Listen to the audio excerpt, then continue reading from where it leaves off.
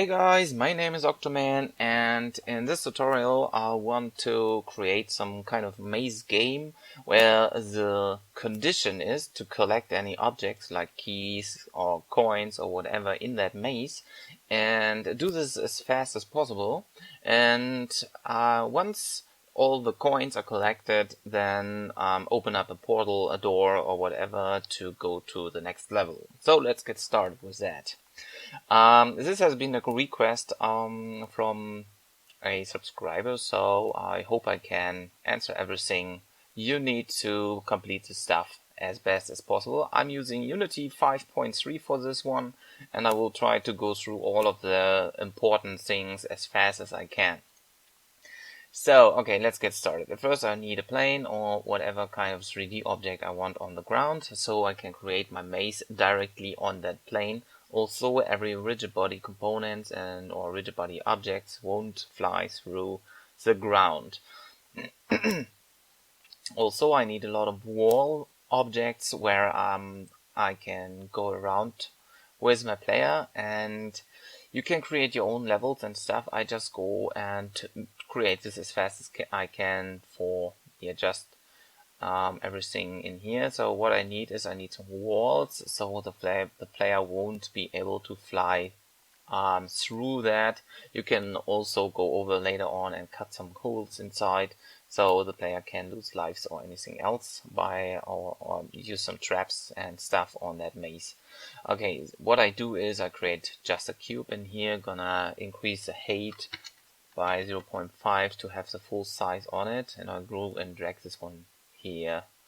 Then I go over also and scale this one. I believe it's 10 or 5 scale amount. I don't really know how much or how yeah, it's about 10. So if I go and do 12, then I have an overlapping to the left and to the right. And then now I can just go over and duplicate this one by pressing Ctrl D and drag this one to the other side. Make sure that it would be great if the position of the plane is directly at 0, 0, 0. For my plane, this is going to be enough. I didn't copy that right, so yeah. And also I need to copy those two components once again, or actually duplicate. So select emboss, Ctrl D, and then I'm going to rotate them by 90 degrees on the y-axis. Okay, so the next thing is, since they have rotated on the spot, that's okay. So I need to go over here and drag them around until they fit my playfield. You can also use the inspector to place them properly. But basically, this z-axis or the z, yeah, should be somewhere here. Okay, so make sure you fit everything. You can also later on make the maze walls invisible by just disabling the mesh renderer component, but the collider will still be inside. Okay, so let me unhide this one. Like this. Okay, so now I need a player object. In this case, I may go over and take another cube. I could also use a sphere or a capsule or a cylinder. Maybe cylinder might work nice. So I already also place this one somewhere in my scene. Maybe like here. Maybe don't forget, make it a slightly amount over the plane. Don't stick it in two, otherwise it may fall or will fall through the ground or through the plane. So make sure everything is right. Now for the camera, I'm going to choose an angle of 45 degrees, I believe. So I can just go to the x-axis and change this one to 45. Then I have some slightly isometric view maybe. For me, it is just, yeah, enough, I would say. I could also go and, let's see which axis, yeah. I could go over and change the Y2 to 45 degrees and move this one over a bit like here. But this would maybe confuse us with the directions of movement. And what I do is I want some really easy movement script for my character or for my game object. Later on, I will just use a keyboard for this movement stuff. You can create any movement type you want. And the next thing is we need some some folders. So what I need is I need materials, maybe to make stuff later on a bit colorish. So we can add some materials to that to make it look a bit smooth and soft or whatever we want. The next thing is we need, of course, a scripts folder. Maybe we also want to create a prefabs folder for coins and stuff. Or the project or the objects we want to to collect. What else do we need? Maybe some animations. No, basically we don't need animations for this. You can create everything you want. Maybe textures and everything else we need I will just create later on. Okay, so now let's get started. What we need is we need also collectible objects like coins, keys, whatever, and we need a door object. Sorry. This door object can also be a portal or whatever, which is going to be created at any given spot, which you need to reach once you are done with collecting all that stuff. So let's create some coins. This was going to be a cylinder. This will be like so, and I will also change that to 90 degrees in the z-axis, and now I can also animate this one by script to rotate so the player notices, oh yeah, I need to collect that stuff. So what I need at first is I need a new material, which is going to be just yellow for the coin.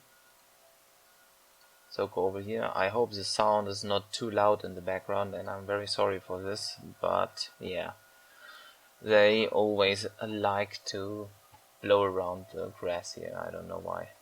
Okay, so putting that yellow material on the ground, on the coin, and then just drag this one wherever I want. Also make sure that you rename everything properly. So this is going to be a coin. And this coin needs to be collected later on, and also we need to know then if this coin has been collected, or if there are any coins left. So what I need to do is I go to tag and create a new tag by clicking on add tag, clicking on the plus and say, okay, this is going to be a coin. Then I need to go back to the coin again and need to tag this one with coin. Okay, that's for this. So later on we can just search for all the coin tags we have in the scene, and then can check if there are coins left, and if it is so, then we can just go over and continue. If it's not, then we will instantiate or basically just activate the door to go to the next level, which will of course hopefully be harder and so on. Okay, so this needs to be a prefab since we will have more of them with all the conditions. So I go to the prefabs folder and then just drag in the coin inside of that prefabs folder. What we need to make sure is that this is going to be a trigger collider on the coin. Make sure you change everything inside of the prefabs folder. If you're doing this on the coin which is in the scene, you need to apply any changes once you're doing any changes. Okay. So now we need, I believe, 3 scripts. The first one is going to be our behavior of the game itself. So I call this one GameManagerScript, which is going to going to check if the game is already won or not, or the round is won or not, and also we'll do the timing and the scoring and all the other things we may need later on. Then we need another C# script, which is going to be our player movement. We can also call this one player behavior if we are adding more things in that, but basically we don't need to. And of course we need something for the coin.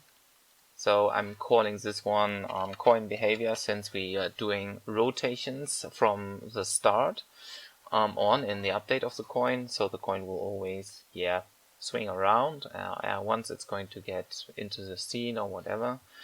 Coin behavior. And this will also watch over the destroying, and basically if this is going to be hit by anything else, which is going to be the player, then we will make sure that this is going to get destroyed on hit. Also, the same could happen on the player directly. It doesn't really matter which way. We just need to make sure that the coin is noticing that it is going to get deleted or destroyed, and the game manager will notice that. So since we have a game manager script, we also need a game manager game object. So create an empty game object in the scene and say game manager. So we need the connection later onto the game manager itself on the coin to make notice, okay, we are here or we are not. So now I select all my cubes I have for the walls and rename all of them walls. Otherwise I may have some problems later on. And on our player itself, or our player object, which needs to get moved around, we need a rigid body component. Physics, rigid bodies, and it's 3D, don't forget this, there's a difference in the rigid bodies. We may want to use gravity, but we don't want to rotate that guy in any way, otherwise it may flip through when we hit a wall. The only thing also is I only want this to, oh no, that should be pretty fine. I may freeze the position of the y-axis, but this may not work with gravity, so let's check this pretty quick. Gonna drag this up, press on play, and as you can see now it's frozen on the y-axis, so gravity is still not working, or is not working. Well, it seems it is not working, somehow it's lagging here. Okay, so I unfreeze the Y position once again, and what I can see right now is it will pop to the ground.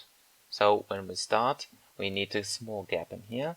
Now I want a small movement for my player, so I can move around and try to collect stuff. Also make sure that this should be okay. So the player needs a rigid body to notice hits, basically, if it hits walls, if it hits coins and stuff. So it will notice what it's going to hit and then do actions on whatever it's going to hit.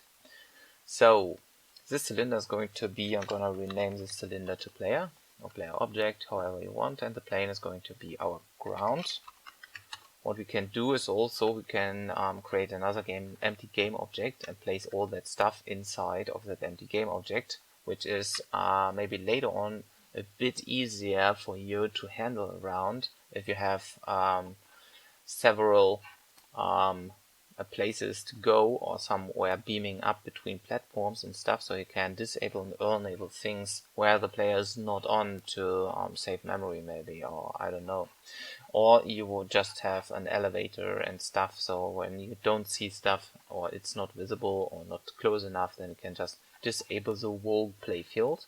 So what I do is I create a new empty game object. I call this one just maybe environment for my environment, and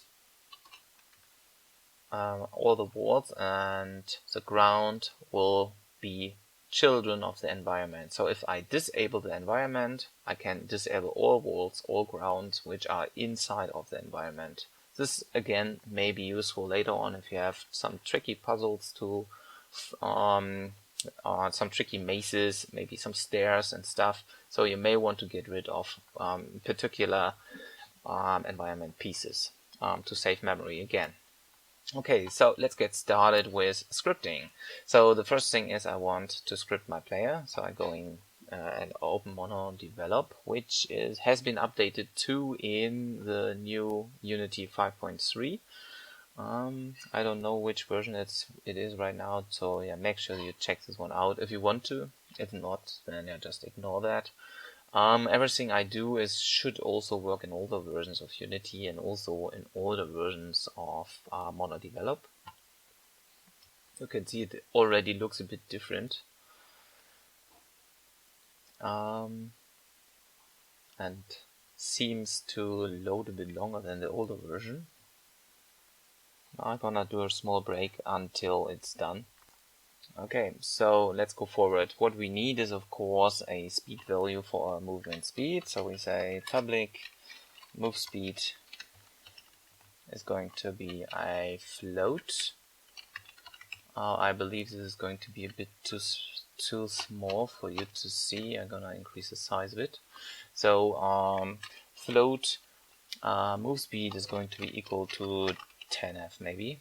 So since it's public, we can later on change the stuff inside anyways. What we don't need is, for this movement stuff, we don't need start, we just need update, or basically we only need fixed update, since we don't do the stuff the whole time. We only want this to handle when we just use stuff of that, and it's not going to be that cost intense on CPU stuff and so on. So if you can, use fixed update. If you don't, just use update, but try to use fixed update for that. Okay, so what we want to do is we want a horizontal and vertical movement, or basically I just want I want horizontal movement, I believe, and yeah, vertical of course too. So we can go or move on the x-axis and on the z-axis, but we ignore the y-axis. So that's why we need horizontal and vertical movement for this. Okay, so we create two new variables on the fly, which is going to be a float variable at first, and what we want to do is we want to move on the x-axis. So we're gonna take the input dot get mouse get axis, which is a pre-created one, and we want this one to be horizontal. I'm going to show you the input values in just a second, and we also want the same stuff, which is going to be move z in that case, and we want input dot get axis, and this is going to be vertical. What the hell is that? Give me just a second to fix. I don't know. So and we want to take the vertical axis. Don't forget to end the line. So what else do we need? We need the current or the movement itself. We don't need to comment anything in here, I believe. Okay, let's just type in. Okay, here we do the actual movement. So this we just store informations in the float values of move x and move z from the vertical and horizontal input we are doing with our keyboard. So what we do is we want to say we create a new vector3. We call this one movement, and we can set this new that movement vector3 to a new vector3 of move x, 0 or 0f because it's float, and a move z from the just created input we just managed. And the last line is we want to get our rigid body component. So get component rigid body. This is with the rigid body, this one. Then those, and what we want to change is the velocity of that rigid body component, and this is the velocity is going to be the movement times the move speed. And normally to have or to handle everything or the same speed on any given device or computer or whatever, we may want to go over and add or multiply this by time.delta time. So we don't have any problems with that later on. So let's save the script, return to Unity, select our player object, which you may want to be a prefab later on too, but for now I don't need to. So go to the scripts folder and drag the movement or player movement component script directly on the player. I want to show you one little, let's say, trick.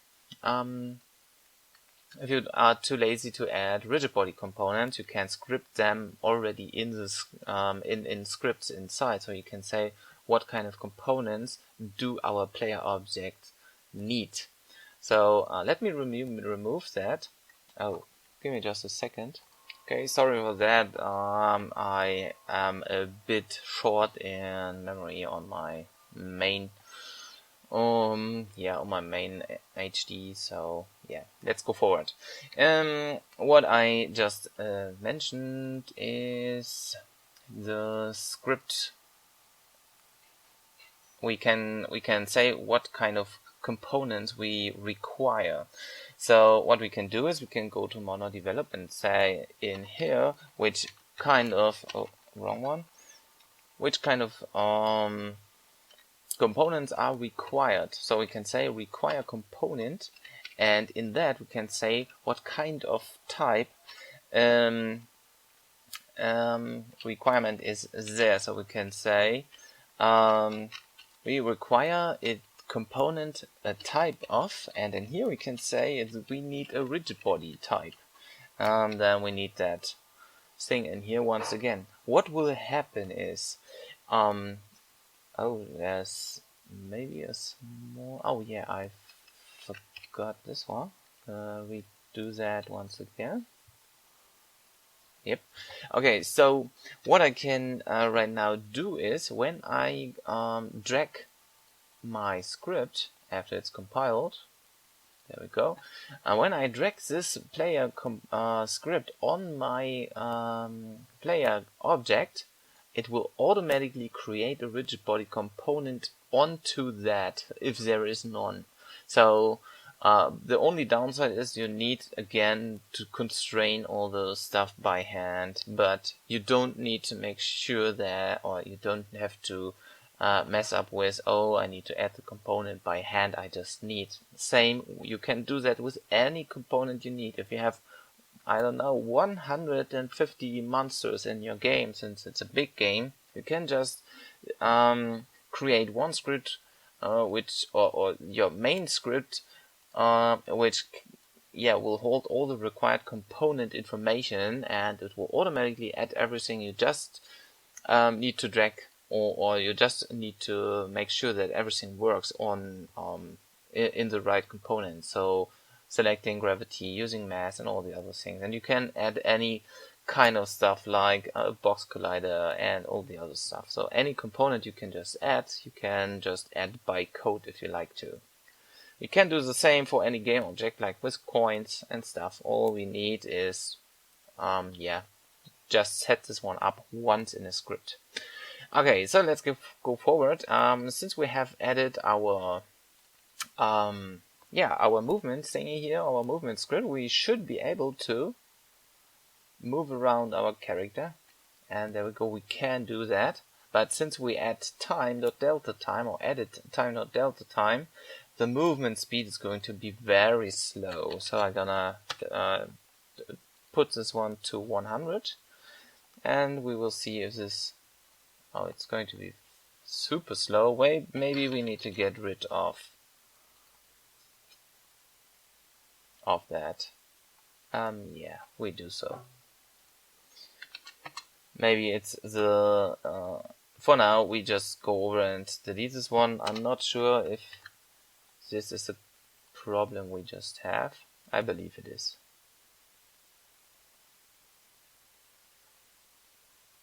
Nope. It's just as slow as it is. Why ever? Maybe we need to increase the mass. Let me just check this one pretty quick. I don't know why the gravity is so low. You may want to go into the gravity settings and do the different stuff in there, or increase gravity. I don't know why it's so slow. Anyway, I added back the time or delta time in here because of, as I said, the device thingy. So we want to have the same movement speed on any device. Also, I go over and create a movement speed of 100 since I need to add up a bit. The player will fall down very slow, so I will make sure. Okay, 100 is too slow. I'm gonna create 1000 movement speed.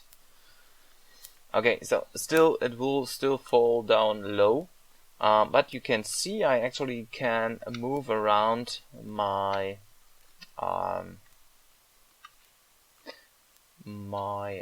player. There's only one wall object like this one, which has no fun into holding me off, because this is, I don't know why, a trigger, and this does not need to be it cannot be a trigger. It needs to be a rigid body, a collider instead of a trigger. So now I am stuck in my game field in here. I have a small bounce because of the speed, but I don't care about that. So also since I clamped, or basically constrained, the rotation, my character won't fall over or fall down or whatever. So it is fixed on that position, or basically in its rotation. So what I do is I drag this bit down in here so it's all or as soon as possible on the ground, since the gravity seems to be a bit weird here. I don't know why, so maybe this is enough. So what we can do is right now we can start to collect stuff. The first thing is I want to rotate my coin once I start the game scene, and so I use my coin behavior script for this one. And an update, I can also use fixed update maybe, but an update I can just rotate around that coin when the game starts, or basically when the coin is in the scene, or any coin in the scene. So what we want to do is we want to transform, and then we want to rotate around, I believe, or just rotate. Let's see. Yeah, we just rotate this one. So what we do is we transform dot rotate, and on rotate we can just say any vector we want to rotate this one around. So any axis will be good. For our case, or in our case, it should be vector3.left. If it's not left, it could also be, depending on how you created the coin and the direction it is, it can be left, right, up, down, forward, or backwards. So for me, it's going to be left. And what I can also do is I can create a speed value for this one. You can do this either public or private. For me, I just use private. Rotation speed, or rotate speed, and I set this one to maybe 100f. And since it's f, I need to also say it's going to be a float, of course. What I can do is I can duplicate or multiply the vector3 left rotation by the rotate speed. There we go. Time to save this one and go to the coin back once again and drag the coin behavior on the coin. There we go. And also check or press apply, so you make or you update the prefab too when you press apply. So every new coin created directly from the prefab, or its copy of a prefab, or a copy of the coin in the scene, will get get the same coin behavior as the other coins have. So let's see, there we go. We have a pretty quick rotation in here, so I need to decrease the rotation speed to maybe 10F.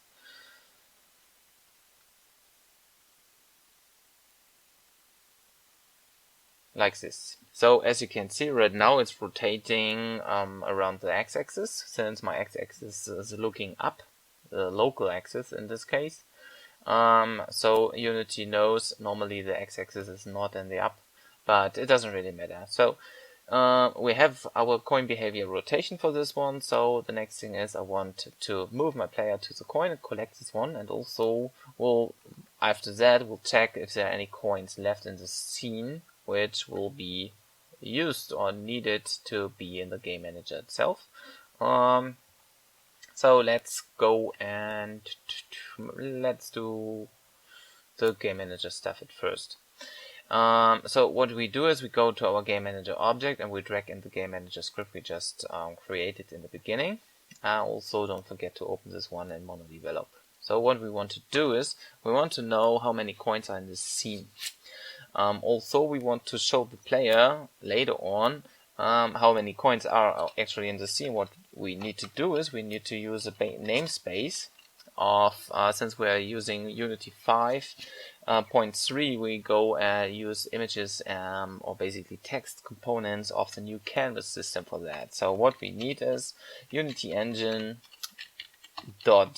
.UI for UI elements from the newly or not so more or anymore new actually canvas system.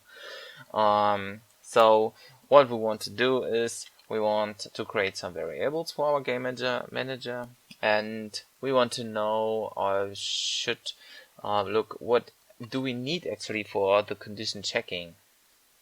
At first we want to check basically when we start the game, we want to check how many coins are left in the scene. So what we need to do is we need to create maybe a public, basically it's going to be a private variable, which actually is counting the coins. So it's going to be an integer, and let's say it's current coins, like this. So we will set this one to 0 since we need to read out everything. Basically you don't need to set this one to 0, but yeah. What we want to do at start is we want to check the whole game scene, how many coins are left in the scene. So, and if we find one, we want to add up to current coins. So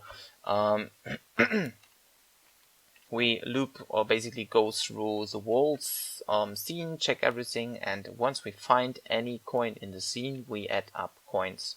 So I believe the best way for this one is going to do this within a for each loop.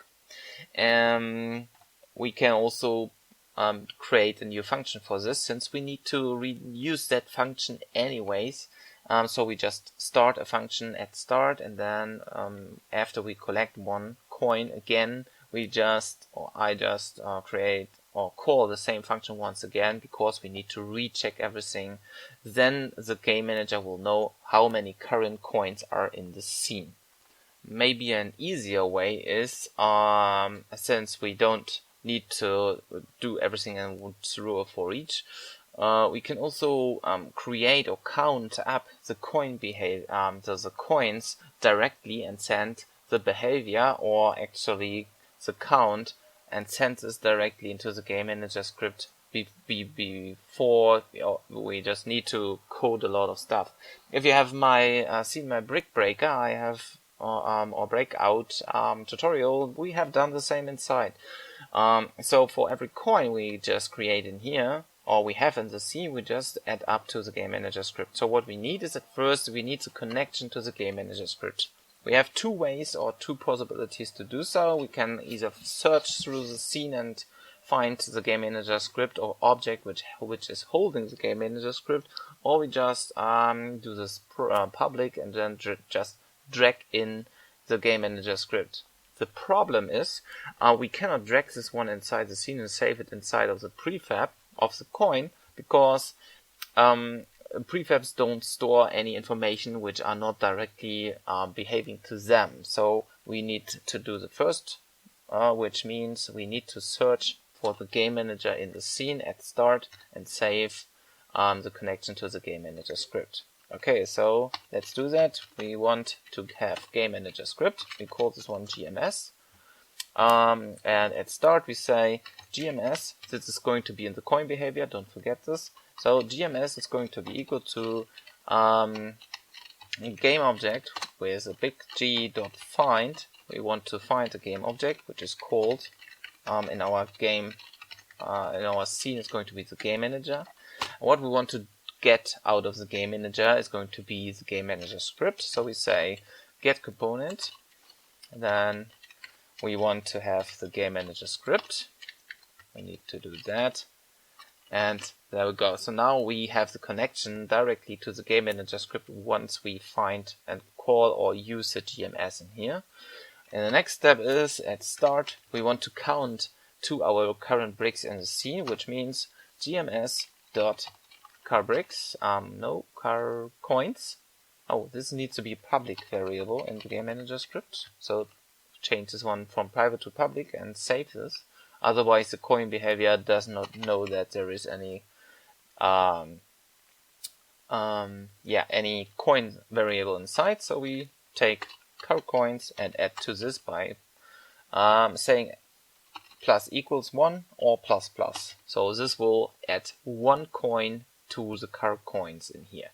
We can test this one out already when we start our scene right now. After he has Unity is ready with compiling, we can go to our game manager, and he does not notice that because we didn't save maybe the coin behavior. There we go.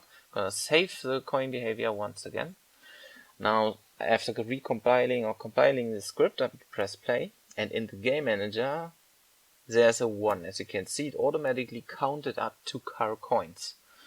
So if I copy and paste or just duplicate that coin 3 times, Control D once again, maybe like this, and press play once again, in the game manager I should have 3 coins. As you can see, 3 coins are in the scene. So the next thing is, when I hit with my player object that coin, I'm only with that game manager object or no anything else. Then I want to destroy that and decrease the car coins from the game manager. We can do that again directly in the coin. And what we need is another function for this, which is going to be called on collision enter. So we say on collision, collision enter. I have hopefully no typos in here. It wouldn't be cool. So if anything is hitting me, anything is not good, as I said before. But basically, if anything hits me, then I want to get rid of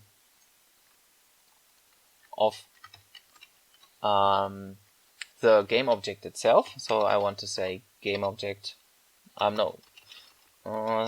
like this, destroy, and in brackets we say game object. So this game object will be destroyed. Also, at GMS, which is our game manager script again, we want to decrease car coins by pressing minus, and anything else like adding score and so on will also be done in the game manager object or game manager script. So we can do everything in here. Once we find or found anything, we can add any score points or do anything else or unlock anything or open a door or whatever, depending on on what you want to do or what you have to do in here. So for me, I just want to go over and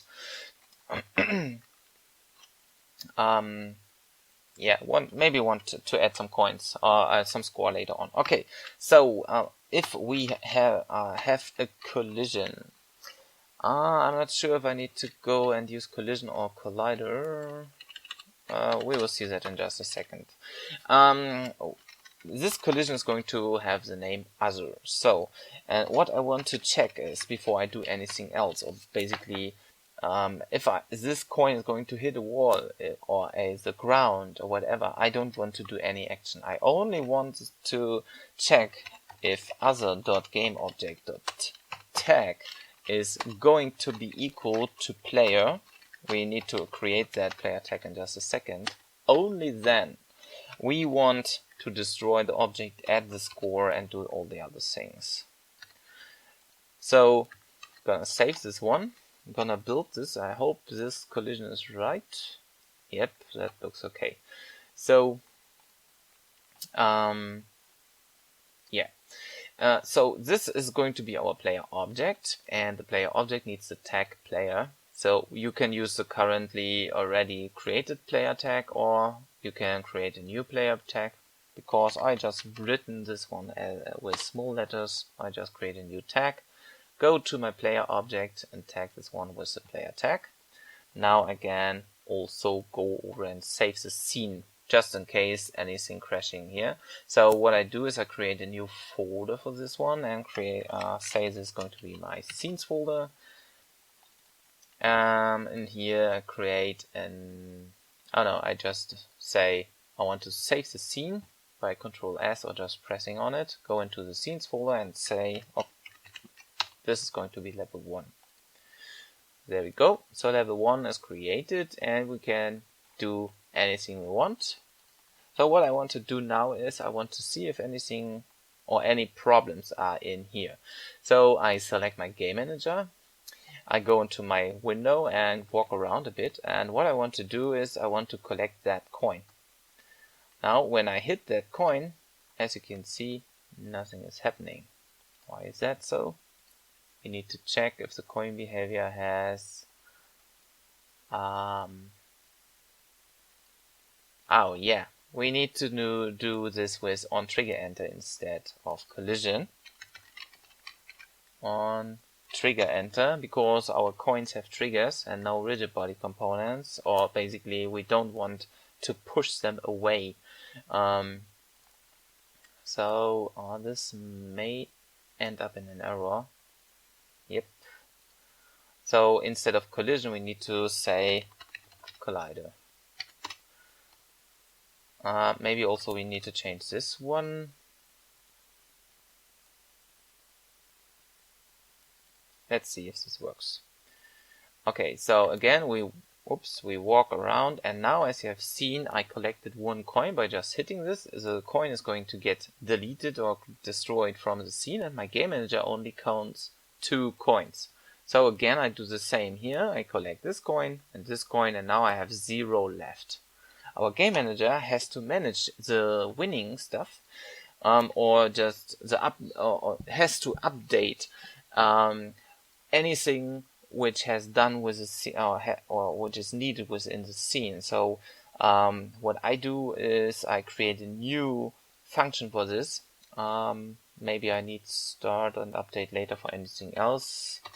What I want to do is, since we are using text elements and stuff in the canvas in just a second, I need to create a new function I call update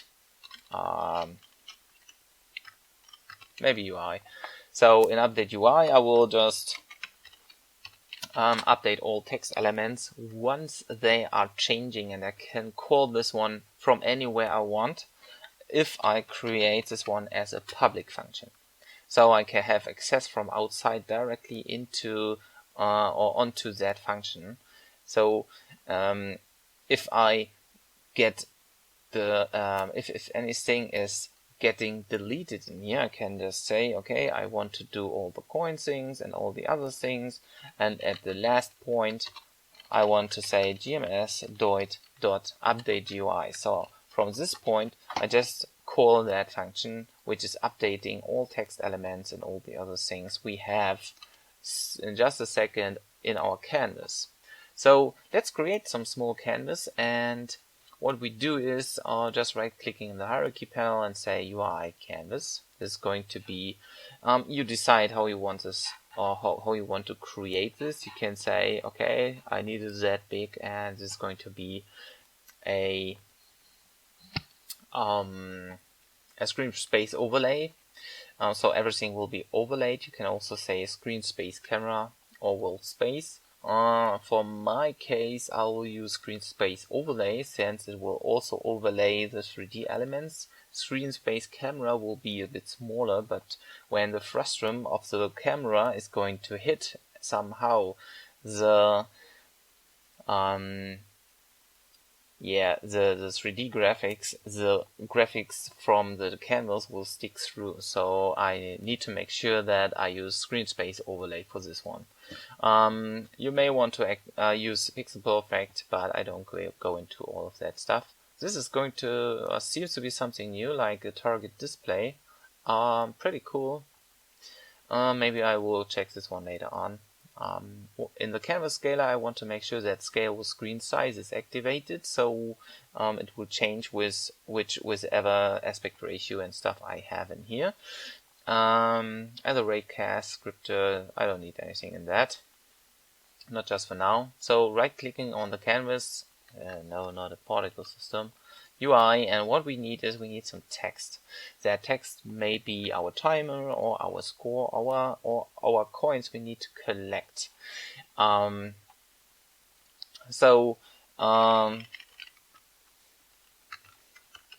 What I say is I create one and say this is going to be our coins left. We can fill in anything within the game and write the strings directly inside. But for now, I just want to make stuff visible. I want to see how does this one look. Like so. Okay, you can always go over and change size, font size, the font color. I always go and change this one to full black or full white. Full black seems to be valid for here, or nice. Make this one a bit bold and maybe a bit bigger, like 20 or 40. Since it is already at best fit, I can go and select the text and increase the size, maybe to this one. And also, I changed to 2D mode right now. I'm gonna grab that text once again and place this in the middle of the canvas. So this is all going to be coins left, which the player needs to get collected. So at the very first, or at the start, we are already counting through everything. So the game manager needs to update the GUI at start. So what we do is I just copy this one and say at start I want to update the GUI. So now I need a text field for this, and basically it is going to be this text field in here in the scene. So I say public text, and this text is going to be our coins left text, maybe like so.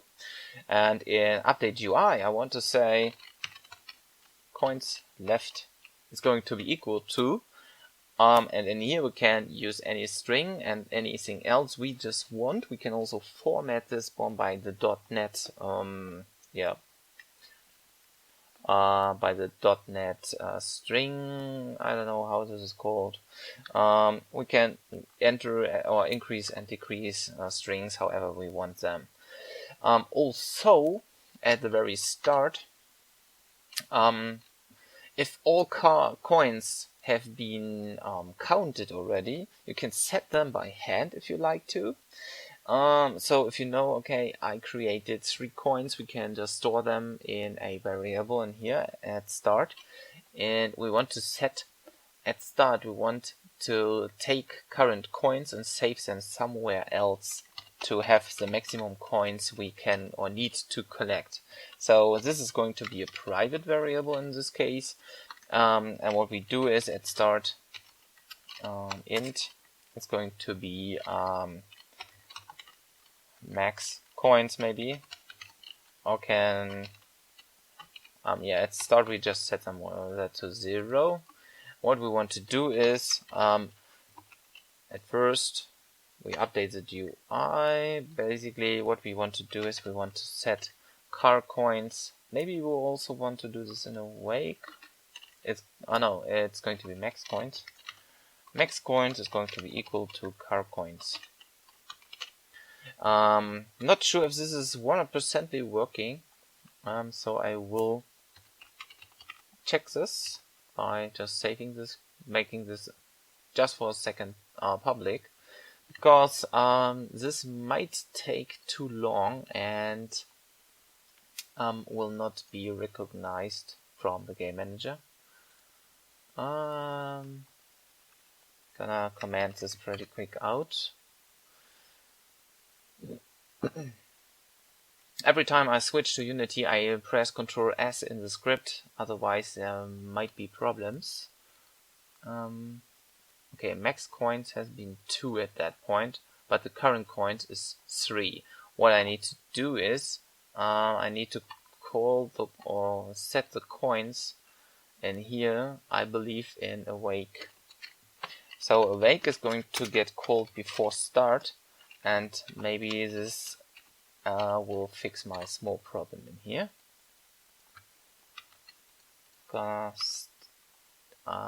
Then I also need to find the game object in awake instead of in start. Let's test this out. Yes. Okay, so in awake instead of start I get the right max coin amount because it's called before the actual counting of the coins, and here is done. Then we set them to the current coins we just have. So we can get rid of start in the coin behavior. We don't need that anymore. Don't forget to save. And yeah, so far so good. In the update UI of the game manager script, we just want to say our coinsLeft.text. We want to change that text. So we can't just use coinsLeft. We need to say the coinsLeft.text is going to be equal to any string. So currently I just written in coinsLeft and then a double dot. So what I do is in here I do the same. I create a string which is going to be coinsLeft double dot, and then what we can add right now is the variables and convert them to strings and place them in between or directly after this one. So what I need to do is I need to write a plus, then I take the current coins at first, then I say I want to convert this one to a string, and we can also say, I believe it's D2 or N2. I believe it was D2. Let me just skip this for a second. Then what I need to do next is again another plus. Then I can add another string, which is going to be that backslash, and another string, which is going to be our max coins dot toString, like so. What we can do is we can convert or basically say how many numbers are written in here. Like right now I've written in some 3 numbers for each side. But if I save this right now, gonna restart after compiling.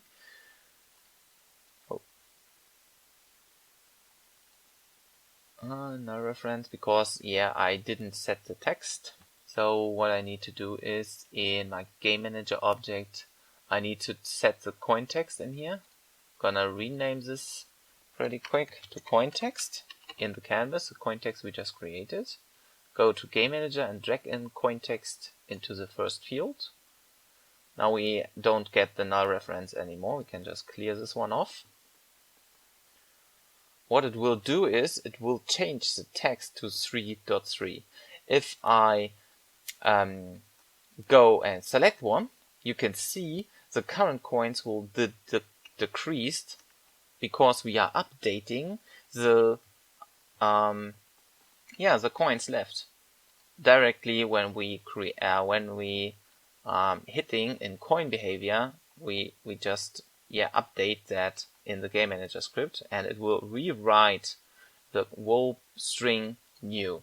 So I believe this needs to be, oh yeah, there was it. I'm gonna show you this. As you can see, you have the possibility. Wow, that's cool. And pretty new, I believe, in mono behavior. You can say you want 5 decimals, like D5. So as you can see, we can convert them into 3 decimals, or in numbers like this, or percentage, or whatever, with that. I don't know how those things are called. What I want to do is I want to have a decimal, so I can just say a D, but I want to have maybe 3 numbers inside, so I say D3. And the same for this one. I'm gonna show you this. D3. Save. So we format this one into 3 digits instead of just 1 digit as we just had before. I'm gonna show that pretty quick. So if you have later on bigger mazes with 125 and you decrease them, then you don't leave space, or this will not go and rearrange itself. So as you can see, I have 3 digits right now just because of D3. Yes, and that's it. So now we have the conditions for, or basically we see, okay, we have just that coins left. The thing is, now the text won't change. I'm gonna try something out right now. Maximize on play. Our canvas is not in here. This may be because of the aspect ratio. Once again, gonna take a fixed one. Okay, there we go. A free aspect ratio does not seem to fit into the maximize on play, so you may want to go over and choose any you want. Also, the canvas scale screen size should be able to fit everything inside. So make sure you test everything out to fit all that graphics and stuff in your scene. So a 16:9 should be like that, and if you go to 16:10, it will automatically go down a bit. To reposition this one properly, you have to fiddle around with the anchor points. And what I want to do is, I want this to be, to stay at that position it is in. So what I do is I believe I will just take the top anchor in here, like this. So I selected the Alt key and then just pressed on this one. So from this point I can just, or I should be able to, drag this one down, and no matter what my aspect ratio is, it will always stay at the same position, even at maximize on play. So let's go to free aspect once again. There you can see it still remains at the same position, no matter on where it is. You can also test this one out if you are taking your game window out, like freely like this. You just press play,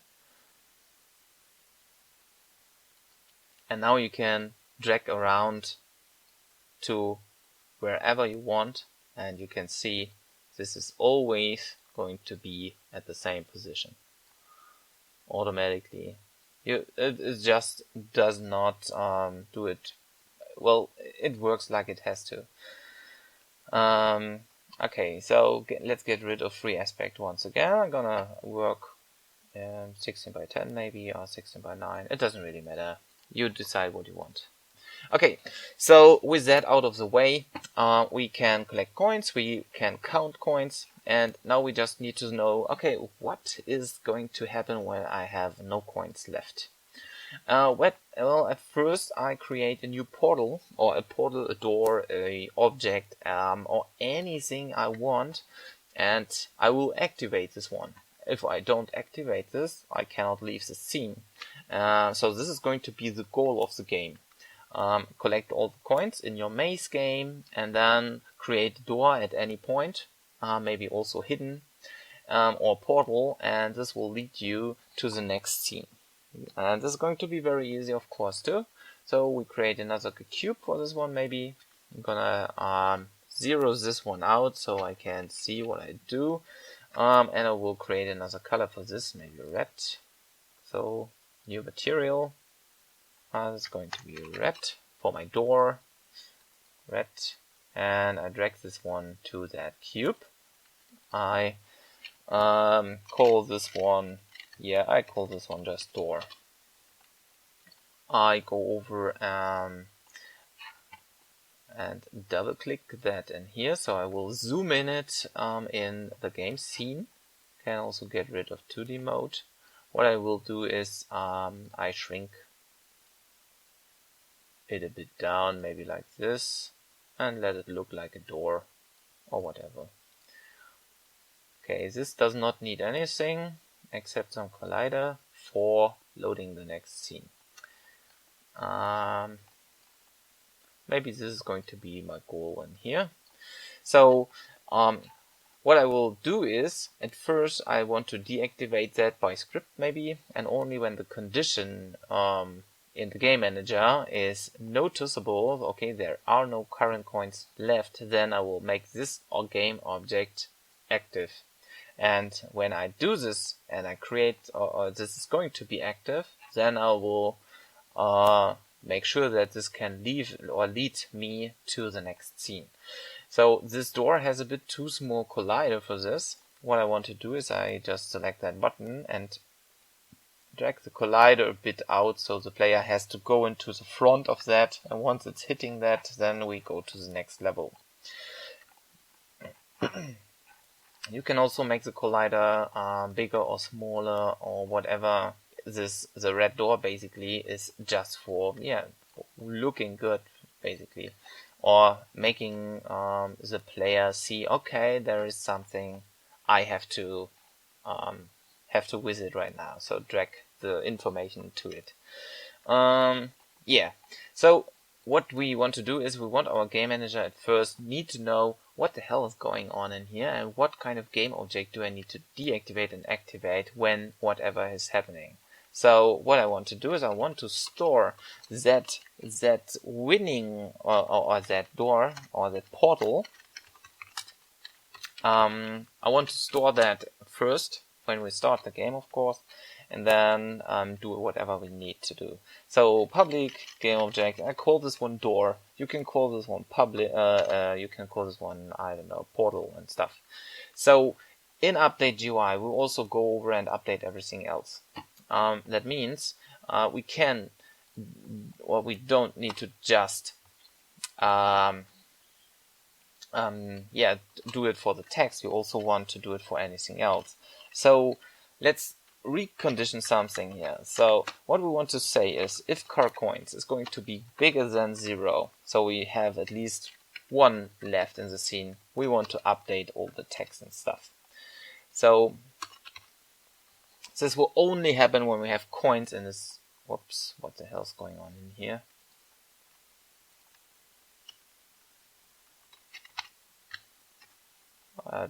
Don't ask me why this is going to happen. That's pretty strange.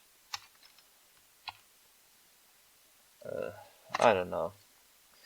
However,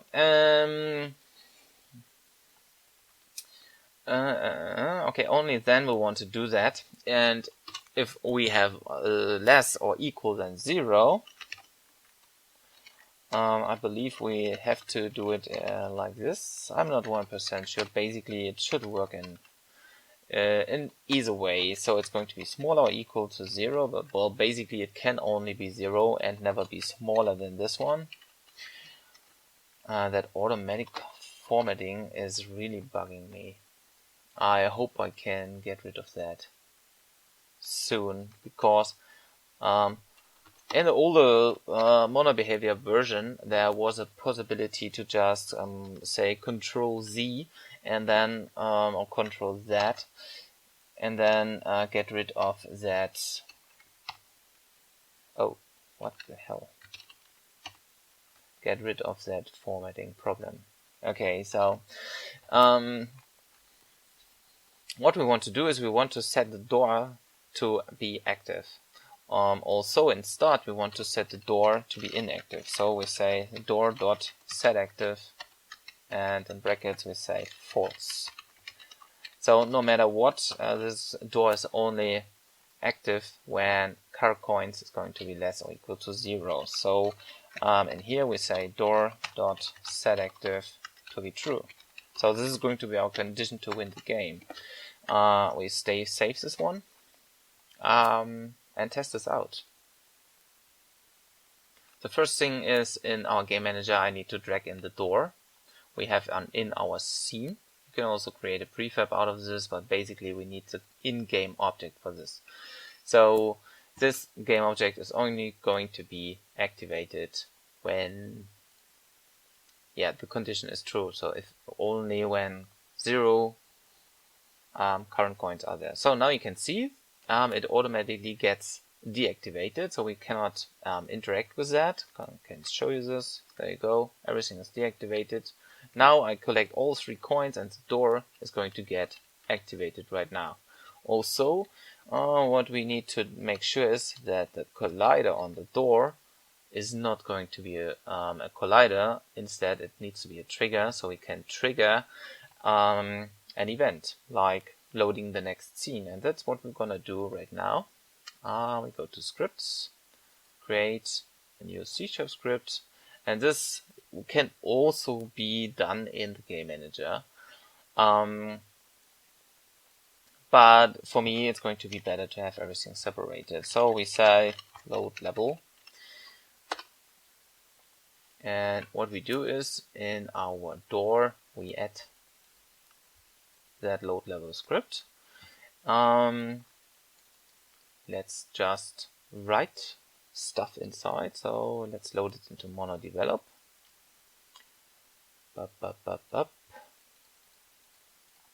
Okay, scripts load level. There we go.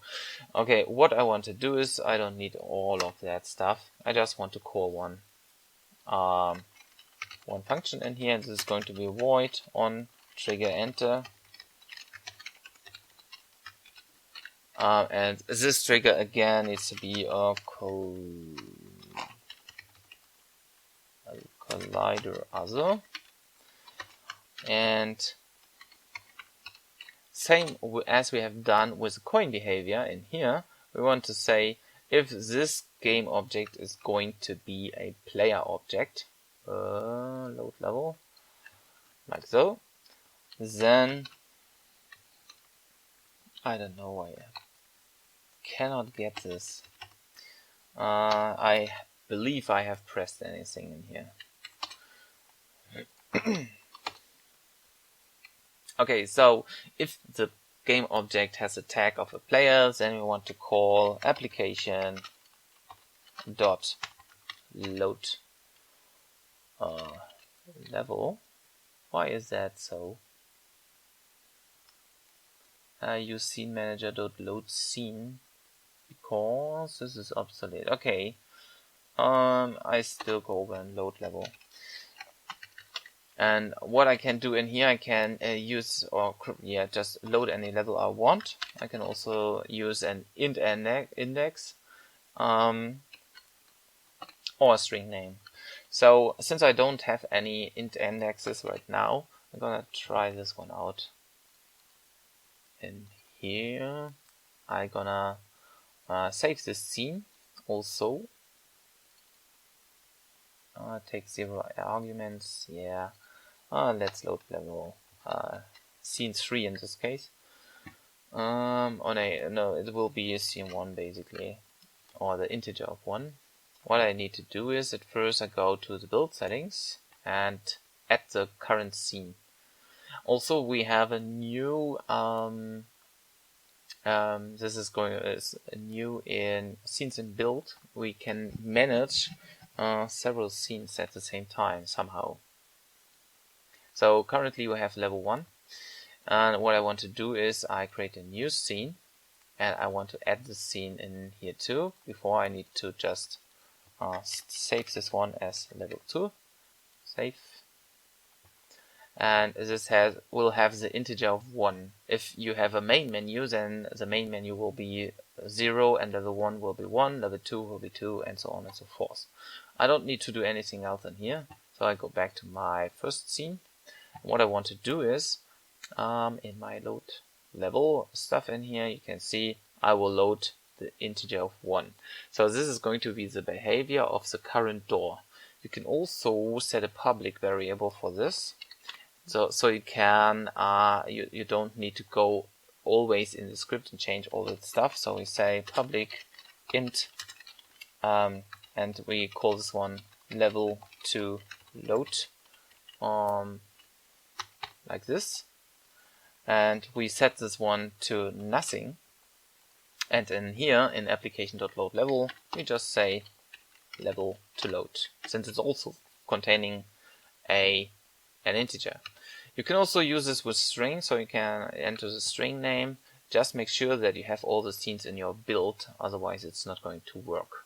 In the game manager once again, no, in the door, I can just right now have level to load and enter a 1. Press enter to make sure everything is working properly. So that's it. What we want to do is we check out everything right now. So I go over and collect all my coins. Then I go to my door, and what you can see, I already I am in the next scene, and now I can fiddle around with the next maze.